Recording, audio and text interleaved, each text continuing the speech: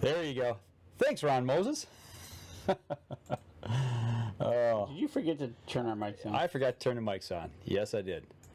There's too much to do here. We need a producer. Yeah, we do. Actually, we got one. Ron Moses is he's our producer in the field. So, Our 8.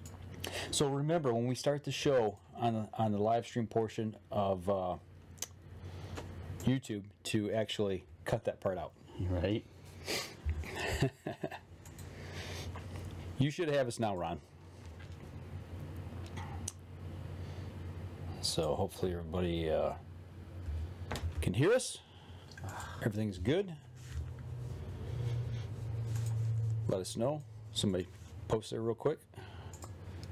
But we should have it here on our end. Yep, actually I do have it. I just turned my volume up, so I do have it. Sorry about that, Ron. Are you done playing around over Almost. I'm waiting for the computer to go. there? I think Danny needs to update his computer. It is. It's one of the latest and greatest. Oh, that's the problem. Actually, I'm going to have to do a push here. I'm going to have to update 3 operating systems here in the cabin. Right? And That ought to be fun. yeah, I'm going to update. I've got a Windows XP, I've got a Windows 7, and a Windows 8, and we're going to try to upgrade them all to Windows 10. I've got. Hey, Terry Pickard, what's going on, man? Glad you could join in. Very nice. All right, we're good. All right. Oh, wait. Oh, that's the question. Okay. Here we go. Stand by. 3, 2, and 1. Welcome back to another episode of the Up Journal, everybody. Host Mike Adams sitting in the cabin tonight with a little bit of heat rolling in the house here tonight to stay warm. Things have gotten cold here in Michigan. Sitting here with Dan DeFaul. Just got back from up north and Yeah. excited about tonight's show, actually. I know, right? It was a good day yesterday. Had some great weather. Up there, coming back.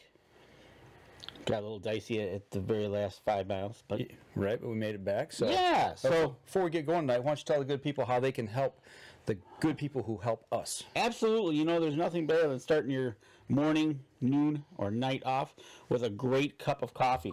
Why don't you go over to huntersblendcoffee.com. Help us out by going over there. And if you use the promo code, which Mike's pointing at, or you use capital UNJ on your checkout, and you'll get 10% off on your order. There you go. Right? That's all good. And there's nothing better than, buck baits as well. Great partner. We developed last year. We're going to continue this year. And if you want 20% off on your checkout, go over there and use Up North Journal for the code, and they will give you your discount on your way out the door. But wait, that's not all. No, absolutely not. Your meal would not be complete without Rebel 6. And if you go on over to rebel6rubs.com and use the promo code North Journal, they'll give you 20% on your checkout. There you go. Got Right. like that. So, a quick shout out. Victor's in the house tonight. Adam's watching. We got Ron Gerchow, Tim Cius. Josh is on. Yeah. Josh, what do you think? Once again, we did not plan this. We're like 2 for 2 or 3 for 3 on. We 3 out of 4 weeks. barely talk on Sunday before I come over.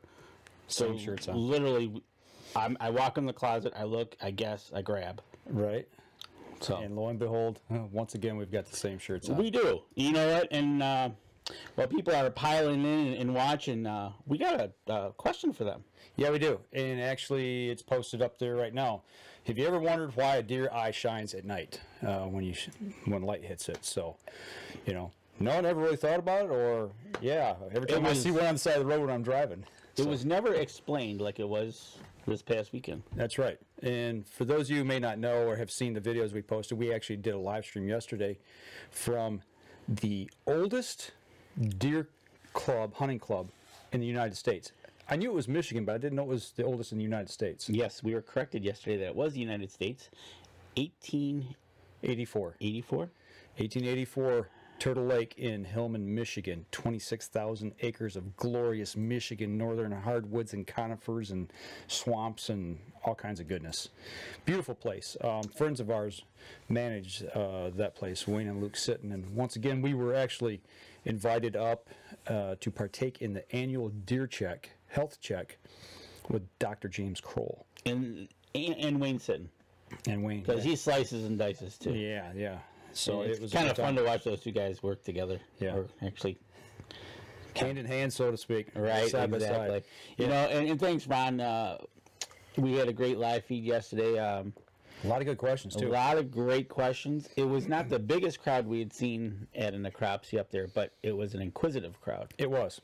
And the first couple, he took his time, kind of explained the steps and what he's looking for as we went through the process from when they weighed him outside to bringing him in to checking them for age and then putting them up on the table. Absolutely. You know, and I got to apologize tonight that all the pictures and video from that are still here in my phone. We got a late jump today getting things ready for the show, so you just get to hear us talk about it instead of see it. But if you really want to see kind of what went on, if once we're done with the live show here today, just scroll down our page. You'll see what we're talking about with the deer eye, when he actually dissected an eyeball and showed why it does what it does.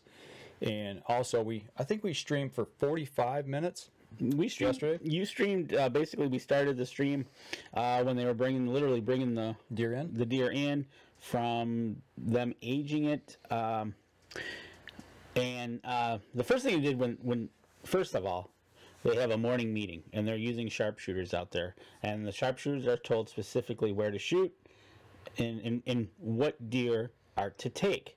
Now that's kind of a funny question because somebody asked that. Not Wayne, Luke. One of the questions off to the side was, how do they know which deer to take? Absolutely. Because the question came up because they had two deer laying side by side, and literally one was about the third of the size of the other one, and it was kind of like a moment for when they brought it in that we might have a problem Because they saw the size of the deer and the age didn't match the deer. Actually, it showed that they aged the jawbone, and it's like, this is a 4.5, 5.5-year-old deer. So It's little. So they're laying there and they're looking at each other, and they extract the jawbone, and Luke come over and ask the Dr. Deer's presence request and make a call. That's right. So Timeout on the field. that's right. It was a timeout. Got to go to instant replay. So he walks over, and they give him the jawbone, and he looks at it and goes, "Well, it's a 5.5-year-old doe." And they're like, "Well, look at it." It's that one there, the little one. Right. And I don't know what the weight difference was, but it was considerable size difference. You could actually see it. Yeah, and the first thought was the sharpshooter who shot that one probably was having an oh no moment. Yeah. But, so how do they determine what to shoot? Luke explained that the sharpshooters are taught the characteristics of the deer that they want to be shot. So they're not going off of size, they're going off the characteristics of what that deer looks like. The physical characteristics. Yep. And Dr. Kroll explained it. He said, well, he's just like people, deer just like people. He said, sometimes you get tall ones, sometimes you get short ones, sometimes you get oversized ones, sometimes you get little ones, and it's just, it wasn't an anomaly or anything. That just happens in nature, I guess. So, but that was kind of good. Got a question there? No, I'm reading the comments through them, and yeah, you're right, Ron Moses. It was lots of great information. So to finish the story about this deer that was half the size, it was a 5.5-year-old doe, which was requested to be taken by the sharpshooter, which he did. So why is the size difference so noticeable? Well, Dr. Deer kind of summed it up real quick. Yeah. Basically, it's just like people. Just like people, you've got short ones, you've got tall ones, you've got skinny ones, you've got fat ones. Yep. She's a short one. She's a little one. His deduction from looking was probably a yearling, a born late fawn that got stunted, but survived. Yeah. And late fawn drop. And that kind of goes back to what we've all been talking about here for the last 3 or 4 or 5 years about taking the right doe. So our fawn drop occurs at the same time every year. We inundate the predator population with fawns so they can't take all of them. When you spread that meal out over 3 months, when you have a first, second, and third rut, then they've got meals for 3 months. Right, exactly. So he kind of did this. He says you want your rut to do this, basically straight up and down. Unfortunately, if your deer doe ratio is out of whack, it looks like this, Yeah, and that's not good. and that's not good. Yeah. So you end up having the trickle rut, as we've talked about, and you end up like with 3 ruts. But there's another factor in last year's rut that kind of he pointed out that, well, we had some moon problems. Yeah, it's talking about the different moon phases. We had a super moon, and then we had a blue moon and a blue moon, and then there in October. because the moon phases is what helps the deer go into their cycles, and so by having them so close together, it threw their body off. Your question, I think, was, Well, yeah, he talked about that. You know, it screwed up the rut, and I said, well, was the rut early or was the rut late? And he looked at me and he went, yes. I'm like, okay. But basically, what had happened is there was 2 full moons in the month of October, and you know, one fell early, one fell late, and the moon phase just kind of where those full moons were happening kind of pushed that rut, and I guess it confused the deer. You know, It did. The deer's biology. yep, that's what it did. It confused them, and it started, stopped, and so what you ended up having is these deer, their cycles were all messed up, so it kind of, and it was proven a little bit later on as to his mentioning of the moon phase, what it did to the rut, and then it was proven a little while later when they were looking at the size of some of the fetuses that they were taking. Yeah, because they had, you could tell there was like a 3-4 week window in between some of those, you know, the larger ones and the smaller ones, or you had some that were, you know, kind of in the middle. It's just there wasn't a lot of consistency there, Right, exactly. which I've never seen before since you know, the 8 or 9 years that I've been going up there. So tells you that the moon really played an effect. yeah, So, so that was really cool. A lot of interesting facts that come out, and he'll even explain some things that there's these little worms that are in the deer's track, and they have no idea what they do. yeah, in the intestinal pouch, you know, the gut sac. Yep. So called intestinal worms are long. They're like monofilament, he explains, but you know, it doesn't hurt the deer, doesn't help the deer. Really don't know how they got there, but they're not in every one of them. So somehow or another they get these things. Right. But so you get little tidbits of information like that. you know, going back to the moon messing things up, the one thing that we saw there was kind of a, I don't know if he called it an anomaly or it was something he'd only seen 4 or 5 times in his career. There was a doe that they opened up, and you know, most of the time, you know, like Dan and I was like, okay, how old do you think that deer is, and we'll kind of guess. And you know, the older does, I'm like, I bet you there's 2 doe fawns in there, you know, because that's what we've seen over the years, and that's what the data shows. The older the deer is, the more likelihood of it throwing 2 doe fawns. And it's like, okay, we expect 2 doe fawns to come out of there, and lo and behold, 2 doe fawns, but they weren't the same size, which means they were bred at different times. They were Conceived at different times, like most 10 or 11 days apart. most of the time when they measure them out, and there's 2 of them, they're within a millimeter. They're within a day of each other. Yeah. of conception. So this was 11 millimeters difference. So they have a little calculator. They go back, and that turned out to be 11 days difference of gestation. of breeding.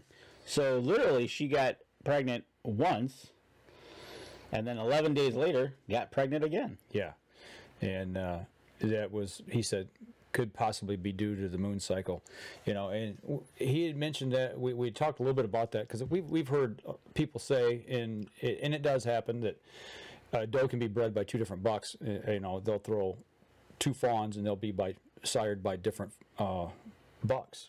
Yep. But he said typically when your buck to doe ratio is like it should be, or a lot closer together, that a dominant buck does most of the breeding. And when he breeds a doe that first time, he'll tend those does. And we all talked about tending does. They'll tend them and they'll run other bucks off so they can breed them again the next day, while they're still in cycle. And that's where you get that day or two of separation of the gestation when they measure. Right. But this one, it was considerable. It was a lot. You laid them out together, and they were a considerable difference. Yeah. So, which we talk about the buck to doe ratio at the beginning when they kind of did a summary of what was going to go on for the day. The club last year had a 1.7 to 1 buck to doe ratio. Mm-hmm. So that's what they were going off of last year. They ended up taking 400 does last year. Mm-hmm. And you're like, wow, that's a lot.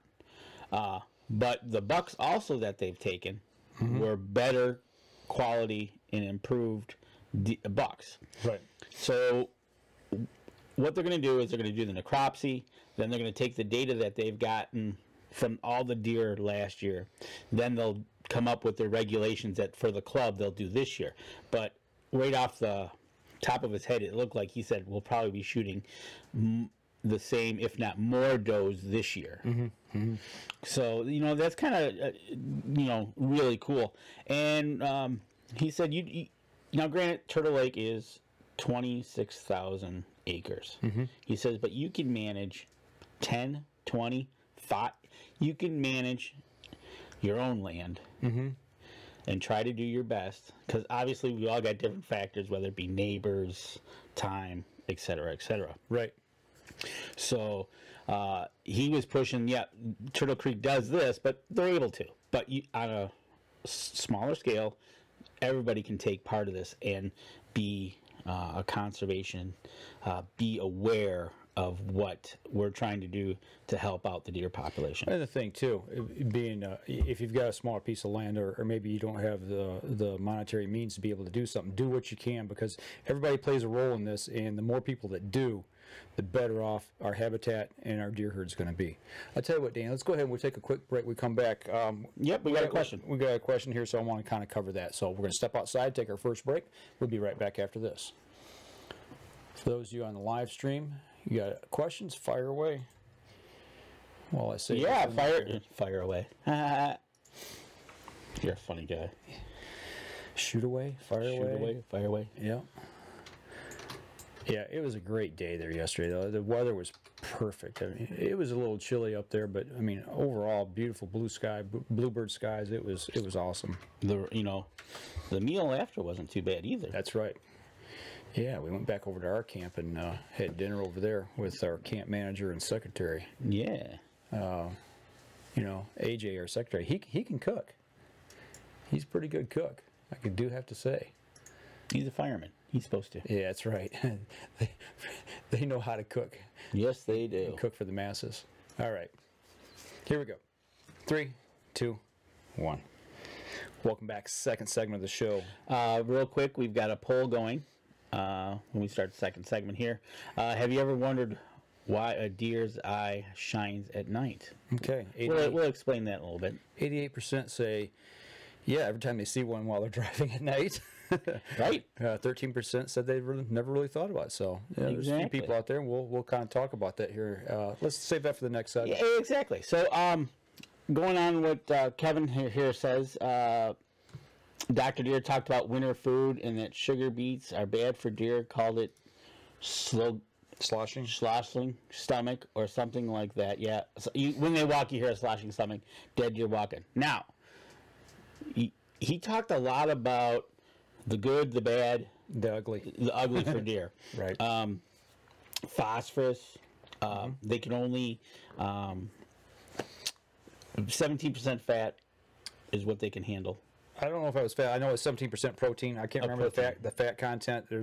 I think it's real low. They have a hard time digesting pure, a regular fat type. And really, the only thing he said that really carries fat out in nature is pure soybean. Right. And then he talked about most places have a phosphorus deficiency, and they need phosphorus for antler development and for making milk.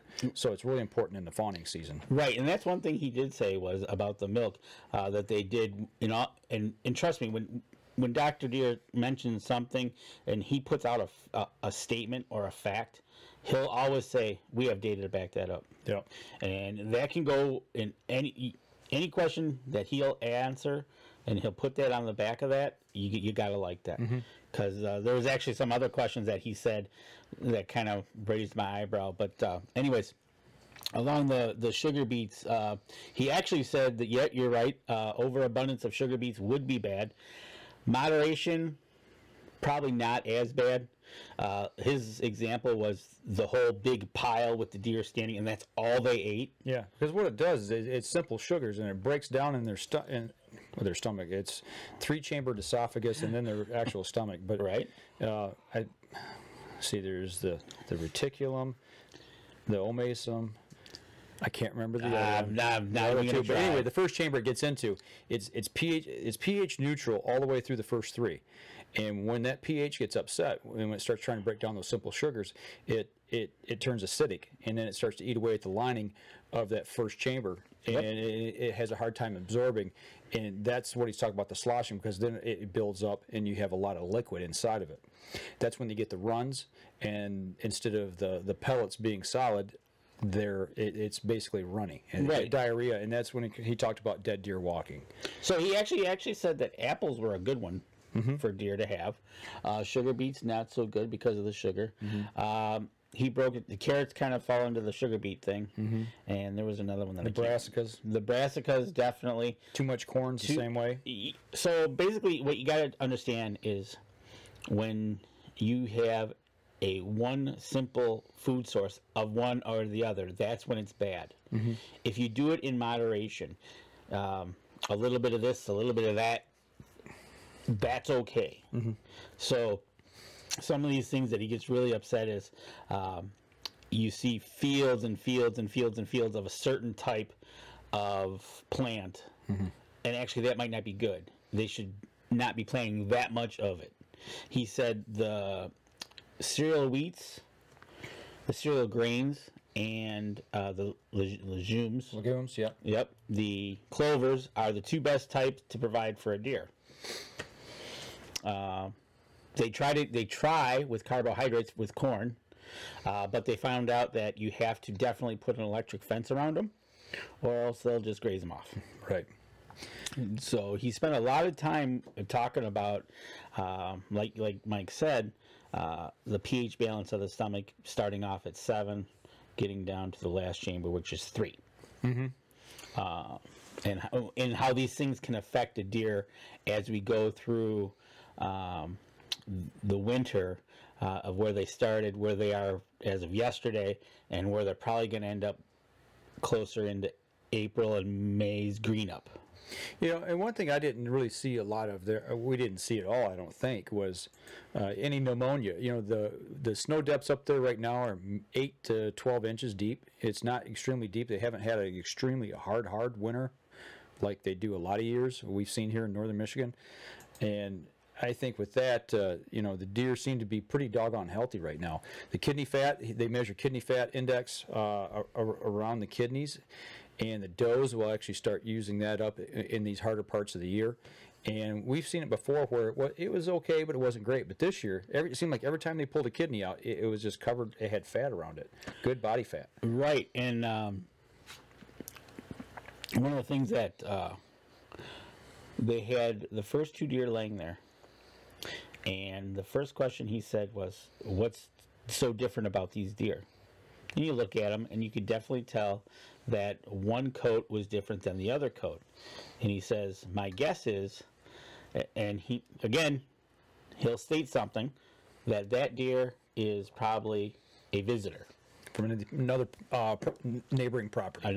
And he says, we've done trail cam studies, because their club is fenced and non-fenced. So what they did was they put cameras at the fence openings, and basically what they've seen happen is they've seen the does come in and the bucks leave. The yearling bucks leave, you know, and that goes back to buck dispersal. You know, when the does start to kick the young bucks out right before fawning season, and that's where you get your buck dispersal. You know, there's been a lot of talk about that, even with when people talk about CWD and how it spread, and you know, deer being social, and then the doe groups hang together, but right before that fawning season, that they kick the bucks away or kick the yearling bucks away, and then they leave the area to form another group somewhere else. So right, exactly. So, and I wonder if that's part of the problem we have at our camp. You know, when he said that, it made me.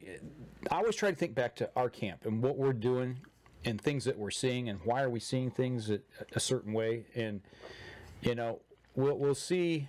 You know, we'll put trail cameras up. We'll see a lot of doe, and then right after fawning season, you know, you start to see that antler growth. But then the bigger bucks tend to disappear. I don't know if it's nocturnal or whatever, but we start to see some bucks that have never seen on camera before.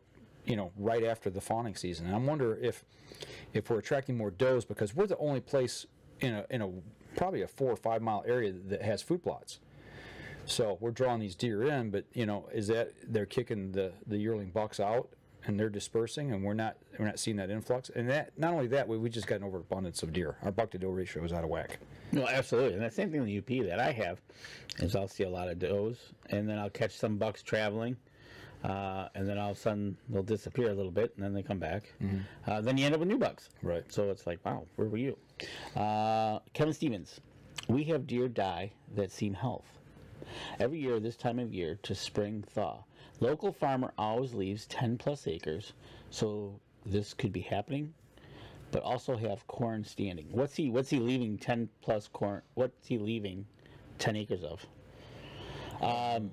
Seem healthy every year. This time of year due to the spring thaw. If they're bucks, okay. So let's go back to the weather we talked about. You know, right now we've got pretty decent weather. Haven't seen a lot of pneumonia. When you've got an overabundant, and this is just a guess. This is just something that we've been taught through the deer and crop season, other things that we've been to. But when you've got too many does, your buck to doe ratio is out of whack, and you get that, you got your first rut, then you'll have your second and maybe a third rut, that trickle rut.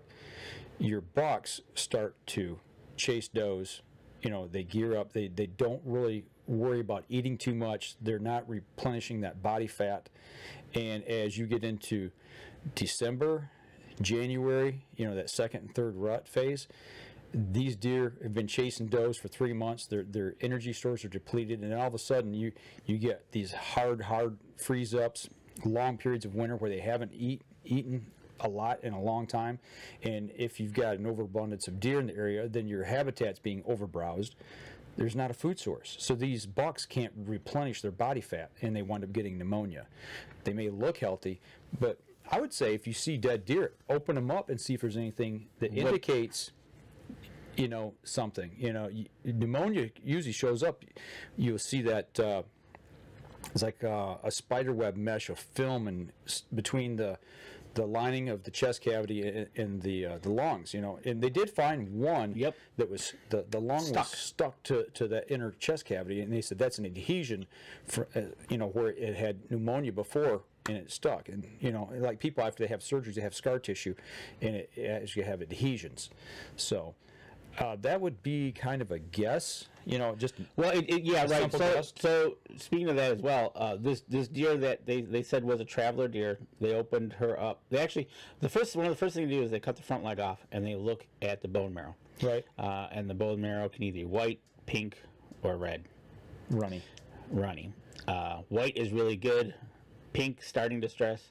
Red, runny is dead deer walking. Yeah. And that deer that they opened and he said was probably a traveler was under stress. Oh, it was. See, I didn't pick up on that. I was probably busy doing something else. So with that being said, he's leaving 10 acres of sugar or fodder beets. If that's the only thing around, that might not be good. Could be. If it's their only source of food, according to Dr. Deere, that is not good. It's not good. Nope. Right. So that would not be good. And there's a whole bunch of factors as we go through this winter. Mike said the rut itself. the weather factors, how much snow you're getting, how cold it is, just things that others play on the deer themselves.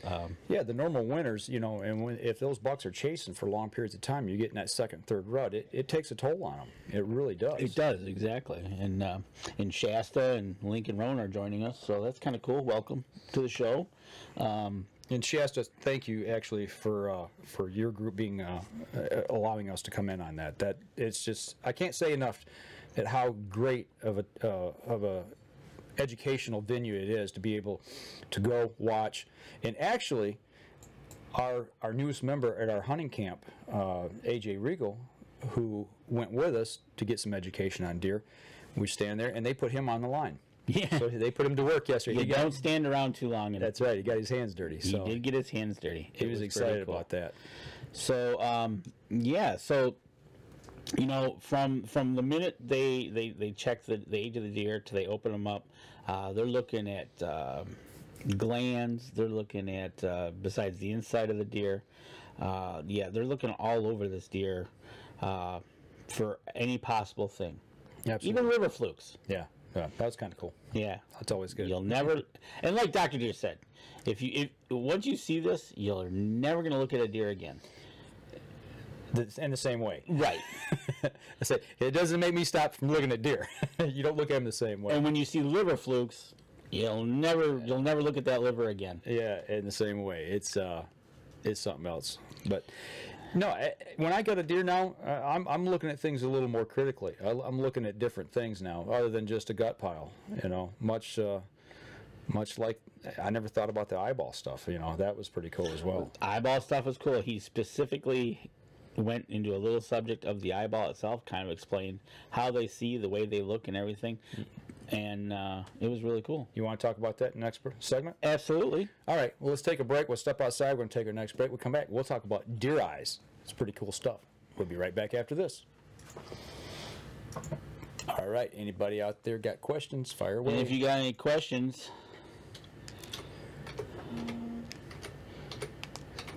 and later on, we're going to try to pick up on with some guests on this as well. We're trying to schedule some stuff, so hopefully we can expand on some of these things and get some of these guys in here. Right, exactly. With it being just yesterday and things happening, well, we're going to look down the road to see if we can't have a few people on, kind of talk about all this stuff in general. All right, here we go. 3, 2, and 1. Welcome back, third segment of the show. And actually, the numbers have changed on our poll. Got a little poll running here today. Have you ever wondered why a deer eye shines at night? And 78% said yes. Every time I see one when I'm driving at night, they're beside the road, I think about it. And 22% say no, never really thought about it. So, with that being said, he pulled out. One of the guys there on the line pulled out an eyeball, which was pretty cool, and they took it apart and talked about the different parts about this. And actually, and I had known from other things that I've learned about deer that they see blue and they see kind of in that yellow range. Yes, they're colorblind. The red-green colorblind. Yes, like some people are.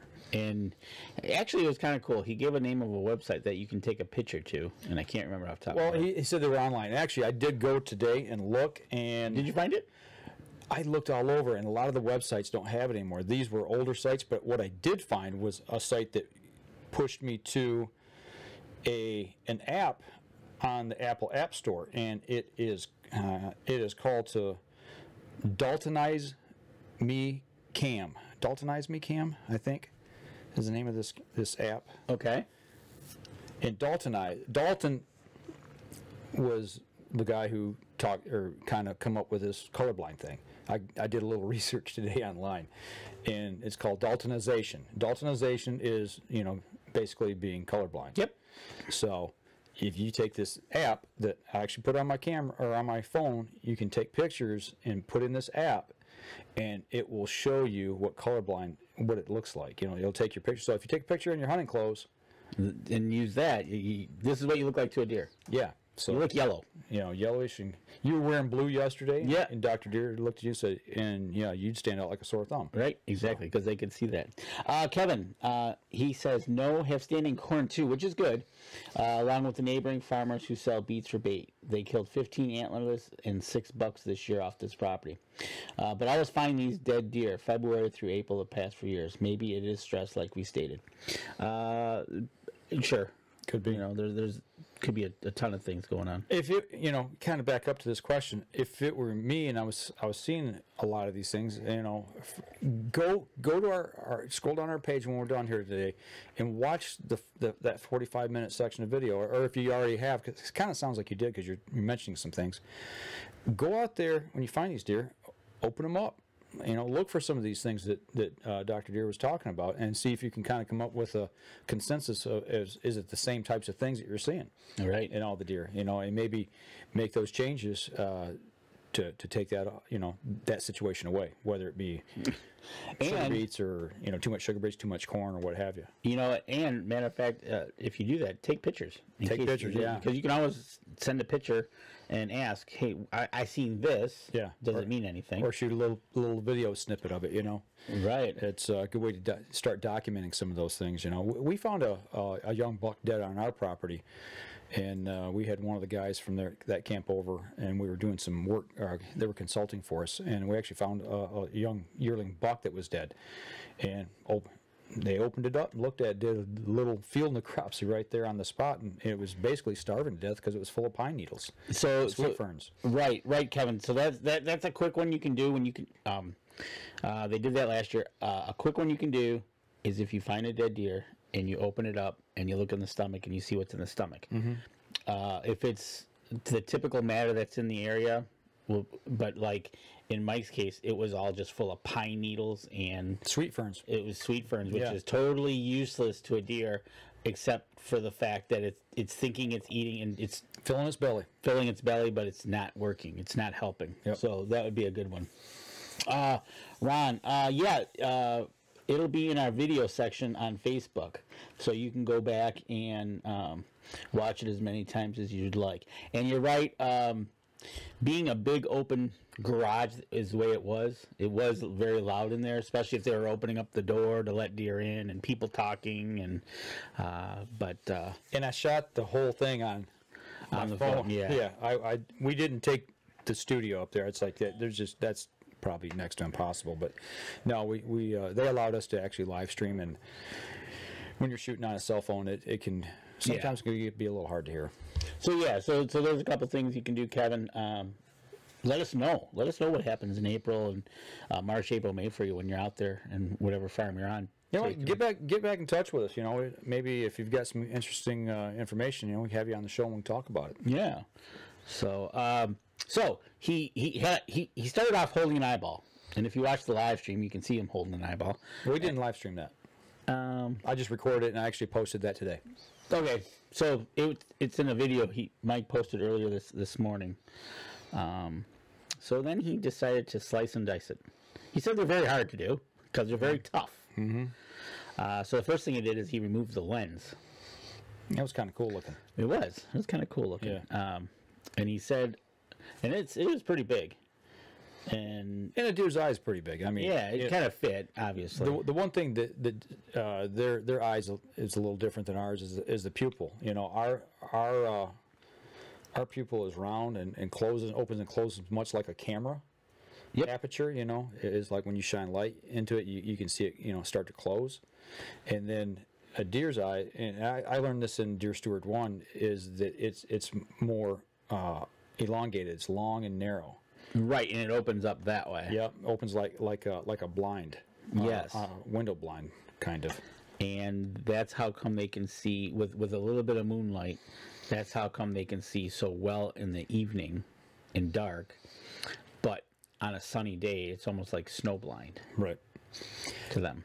And looking back at that too, one thing of the things that we learned in deer steward class is the reason they think that their eyes are shaped like that is a deer. Usually they don't look up, unless you're in a tree stand, you're getting busted. But I mean, generally speaking, a wild whitetail, they're looking forward, they're looking around, they have their head to the ground, and when their eyes rotate up, they've got that slit style opening Yep. in their pupil. It allows them to see the horizon and keep their eyes, trained on the horizon, their surroundings, because they can see 300 degrees. Yes. That's their peripheral vision. So there's only about 60 degrees. If you walk up on a deer directly behind it, the only way you can really get up behind one without being detected if you're walking, moving.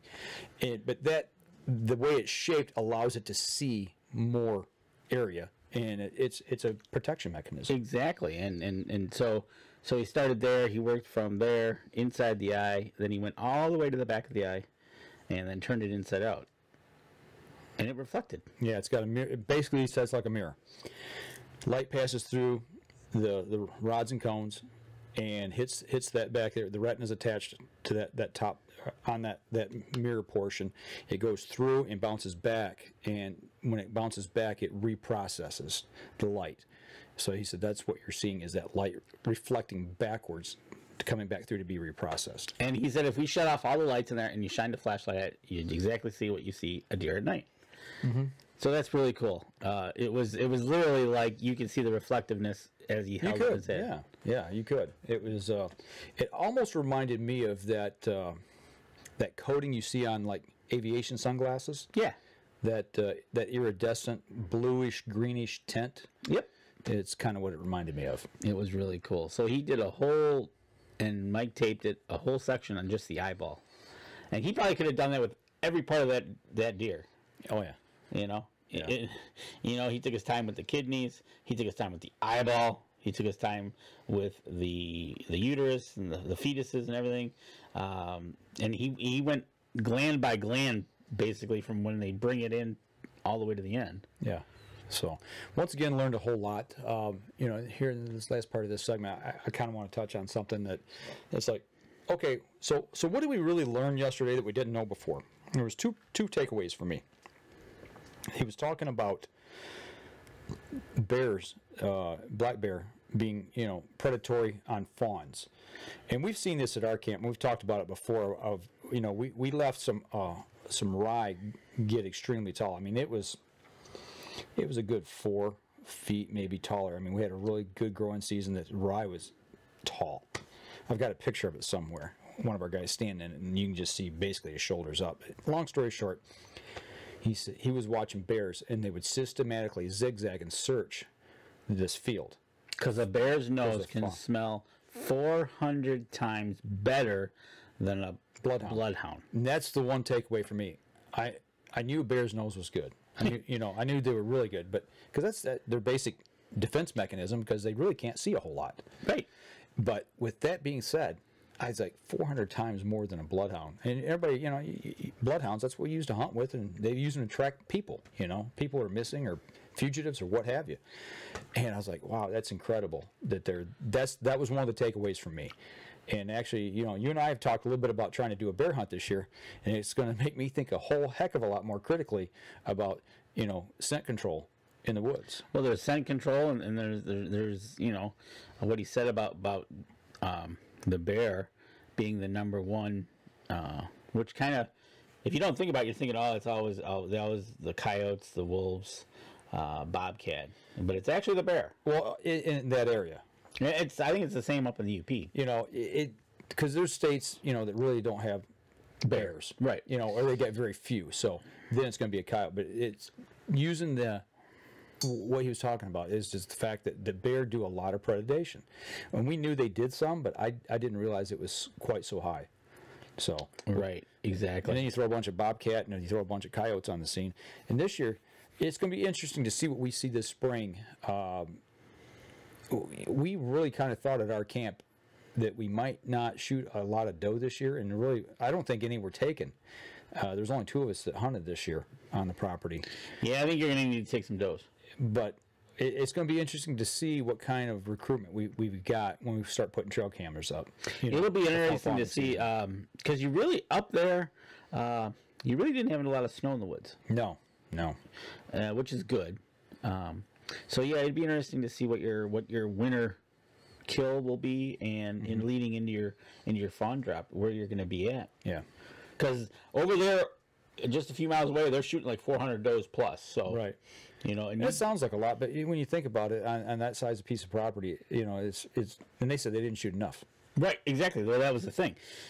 We shot them, but probably wasn't enough. Yeah. It's like, whoa. And okay, so your takeaway was that. My takeaway was a little different. It actually started in the beginning when we were at a deer necropsy, but Luke got to talking about the last 3 or 4 years that they've really gotten Luke really into looking into the trees. I know where you're going. That was my second big takeaway. The basically plotting out the property and knowing what trees are where, from oaks to aspens to pines to conifers to knowing what's over here, what's over there, the age of them. What are we going to do about new oaks? We've got old oaks. They've got middle oaks. So that's what he's been doing the last 3 or 4 years. And so he talked a little bit about the oak trees. He said up in that area, all the oak trees are about the same age because they all started after the Great Fire. Yep, about 90 years ago. In the early 1900s, there was a fire that burned most of northern Michigan. Right. And he said, and that's when these oak trees started. Mm-hmm. And so they started growing. They're all growing about the same. And an oak tree at about 60 to 70 years of age will lose its ability to stump sprout. Thank you. Stump sprout. That was the big takeaway for me, because that's what we've been talking about at our camp, is cutting some of our oak stand and allowing it to regenerate. But it's like, okay, well, now we really got to critically think about what are we really doing here and how are we going to approach this. There's really no easy answer. No, they're not quick growing trees. And so besides that, they asked them, so how do you manage 26,000 acres? And they do it at 100-acre increments. So with that being said, Luke has gone out. They've looked at the oak trees. They say if you see an oak tree that like 3 are really close together that are growing about the same, that's from a stump sprout. If you see a single one, that's seedling. That's a seedling from an acorn. And once they get past 60 or 70, they won't. So he's like, well, okay, so now you got to get rid of those, but it takes them a long time. So there is no easy answer. There's no easy answer to say, okay, well, I need to cut trees down, I need to replant.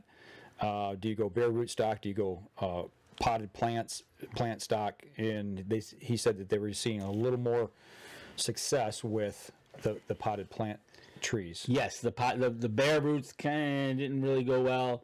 The potted ones were the best.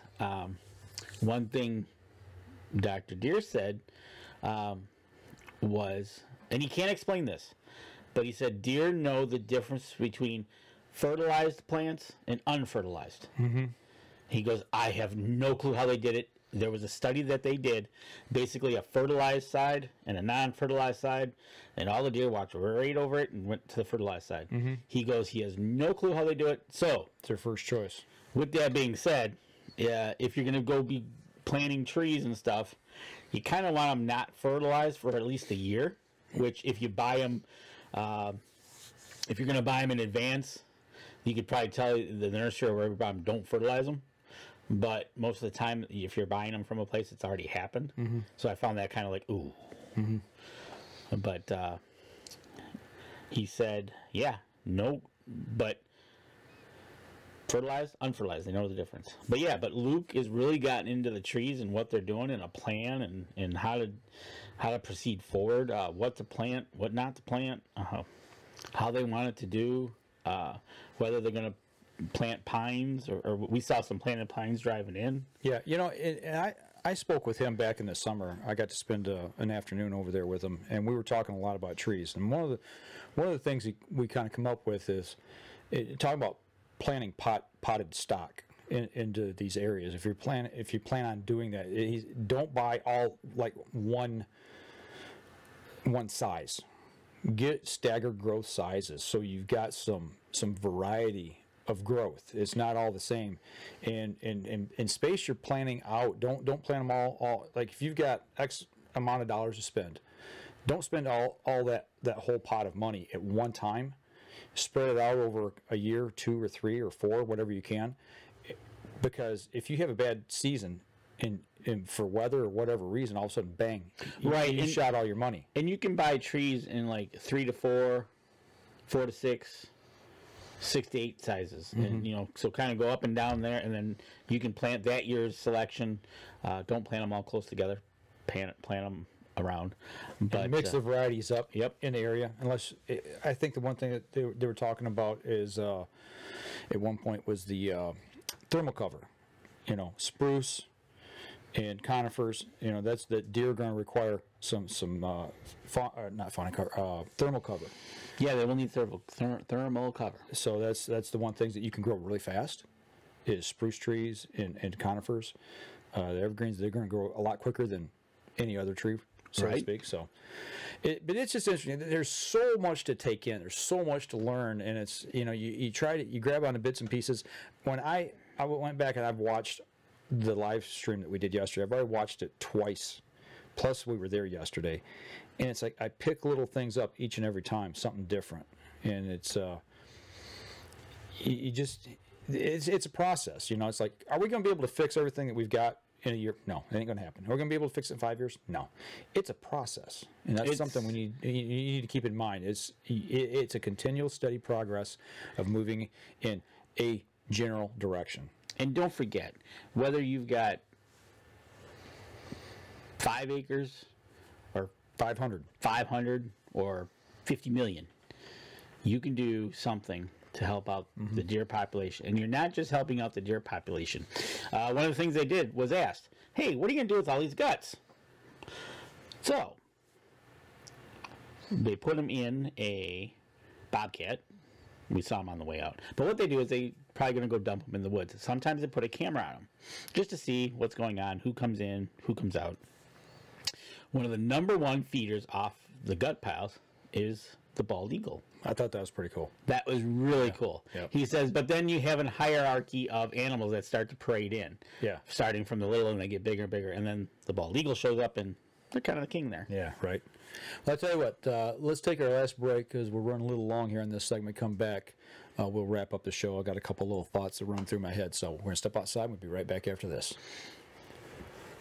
All right, last segment. If you got any questions. Alrighty, let's save this one off. Let me know.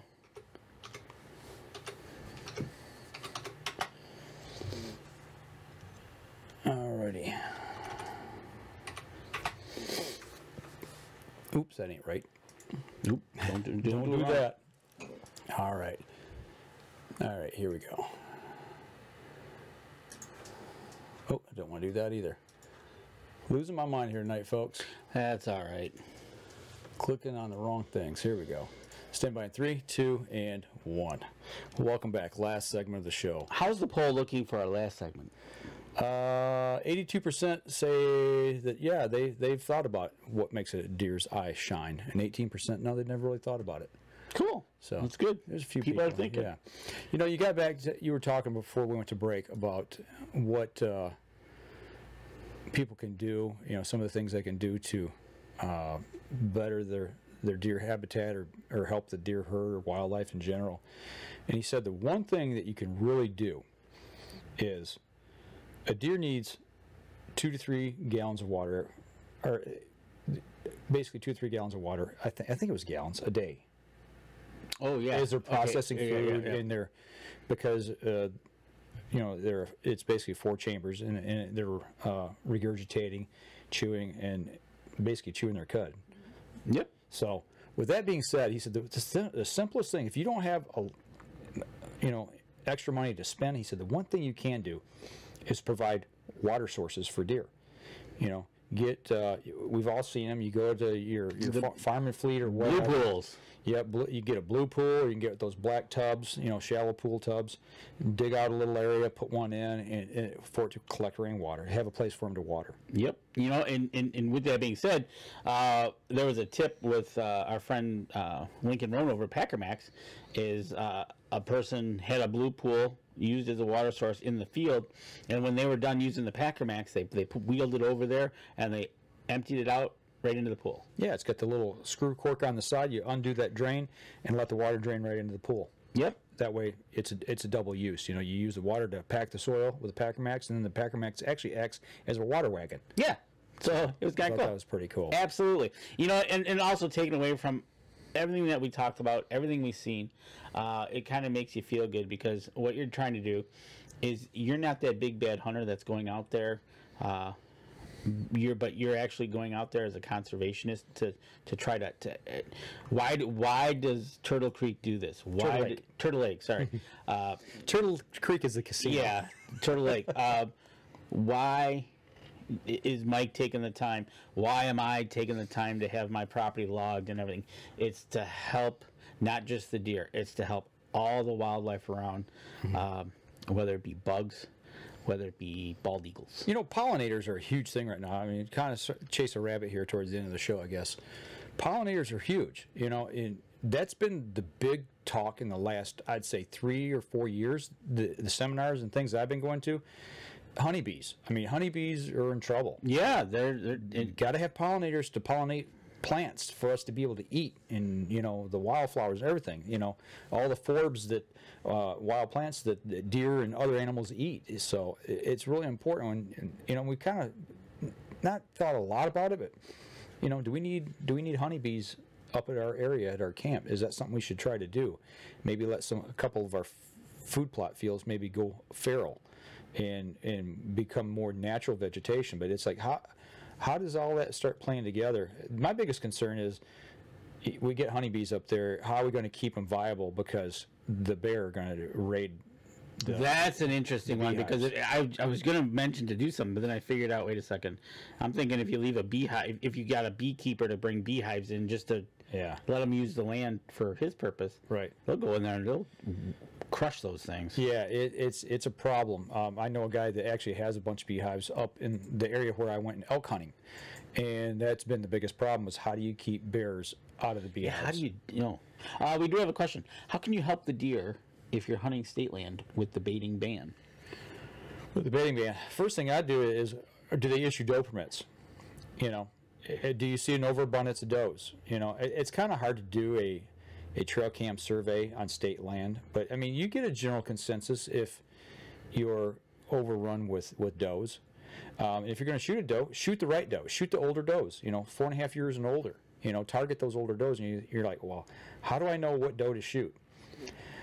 3 years ago, I was at the Anchor Creek, first annual Anchor Creek co-op rendezvous, and Wayne Sitton, who is the manager of Turtle Lake, give a presentation there, and he allowed me to actually videotape this.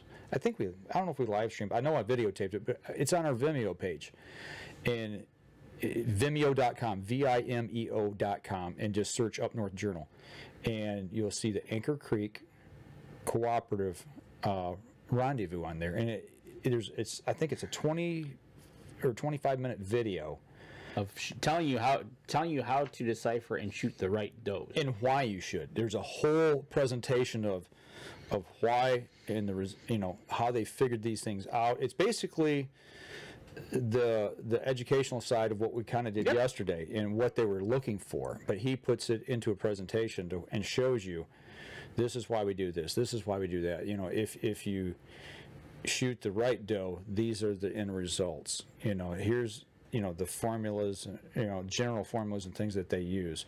They say, maintain your current herd population.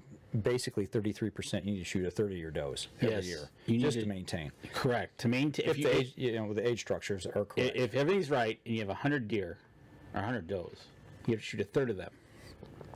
If you don't, you'll end up with more. Mm-hmm. It's what it is boiling down to, especially on state land. I understand it is tough in some of the areas.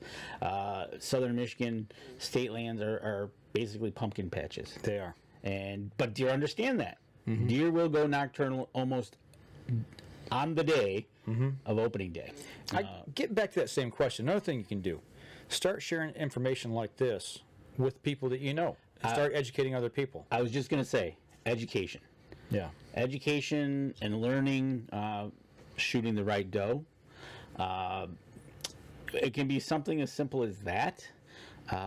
You can go down You can't cut trees. Right, you can't cut trees. You can't go planting things. Now, that's not to say that you could get in touch with it. Now, I know some areas around here, the DNR has done plantings. Yes. Now, in that state area that you're at, are they doing plantings in the area or they're not? You can probably go to your local DNR field office and ask them, and they'll be able to tell you where these fields are. So, maybe you could have them ask them. Yeah, up where I was elk hunting, there's a lot of fields planted up there. Right. Don't be afraid to go into the biologist, the field office, and talk directly to the biologist. The DNR officers are out there for the laws, but the biologist is the one that's supposed to know what's going on in their local area. That's right. What projects, what's going on. So maybe you can go in there, ask them about the state land that you're hunting. Ask them, hey, are we doing any habitat projects? what are we doing? What are we cutting? Are we not cutting? Start knocking on their door. Yeah. Getting the education going.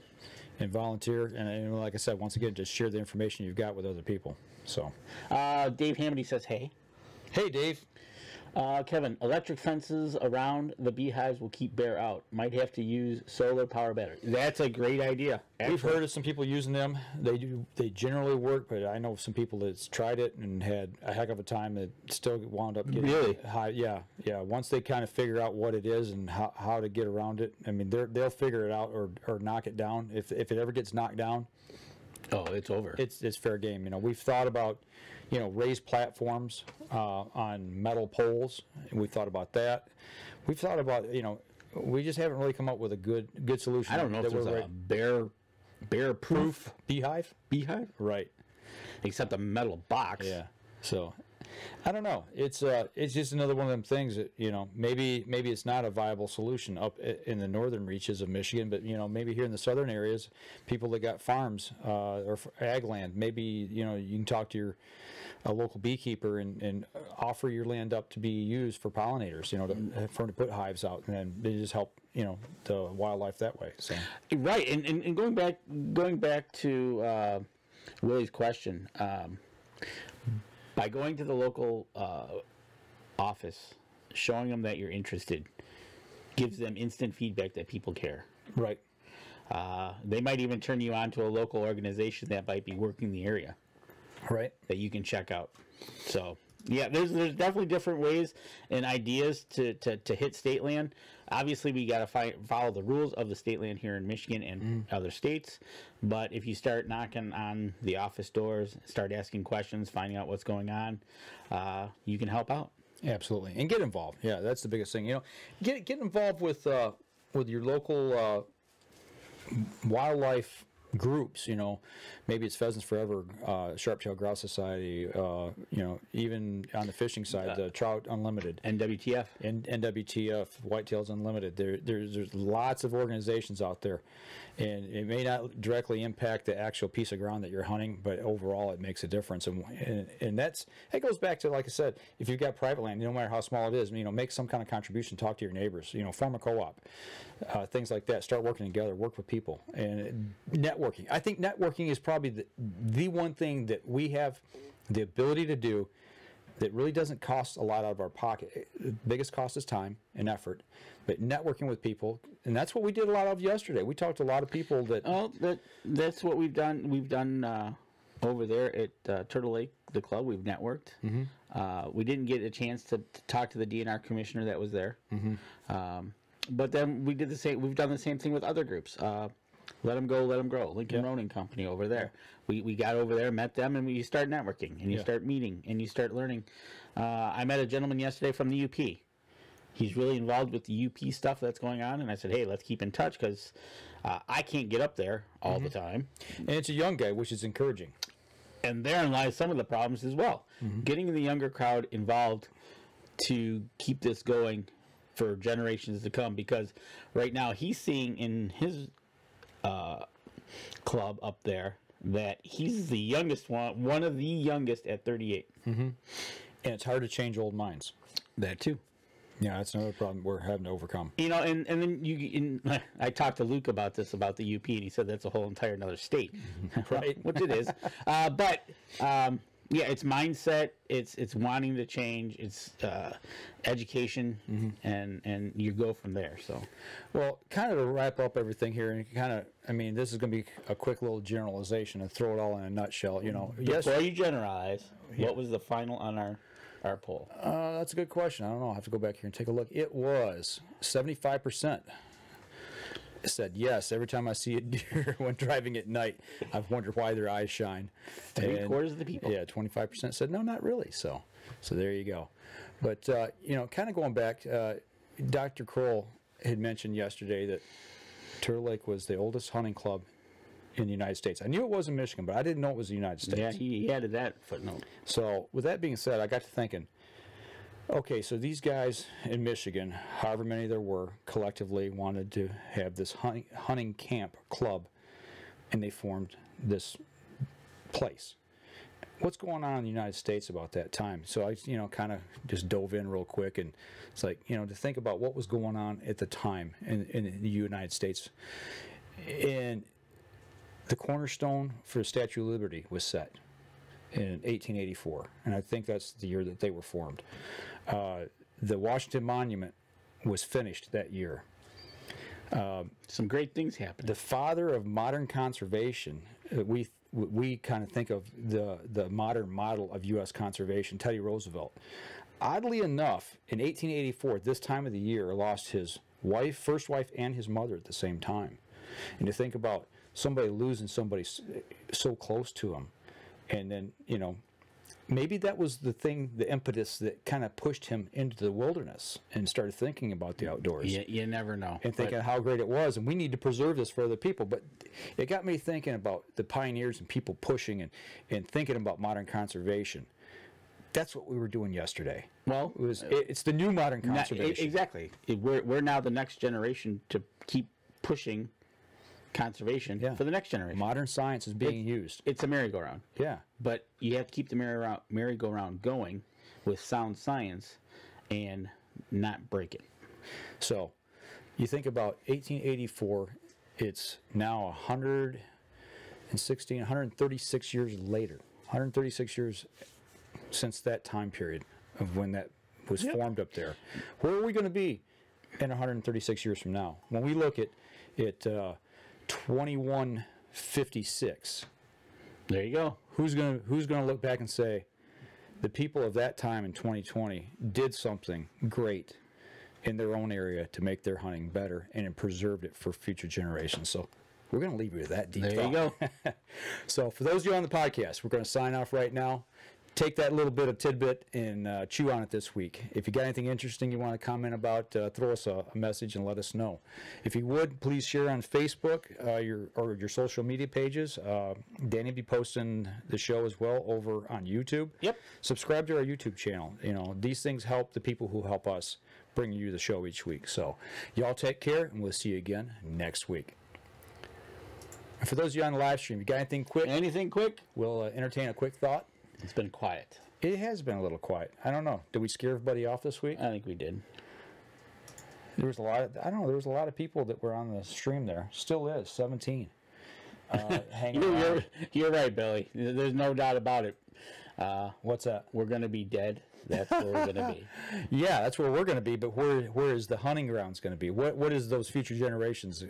You know, Danny and I had some really deep discussions yesterday driving to and from the necropsy yesterday. Right. And, you know, it made me think back to my family in northeastern Georgia, that when they came in, you know, in the late 1700s, early 1800s, and were basically pioneers of that land. And there's a book that's got this excerpt from not my namesake family, but my grandmother's side of the family, about how many deer, turkey, coyotes, all kinds of critters that they had taken on the landscape within that first year, and the things that they were doing.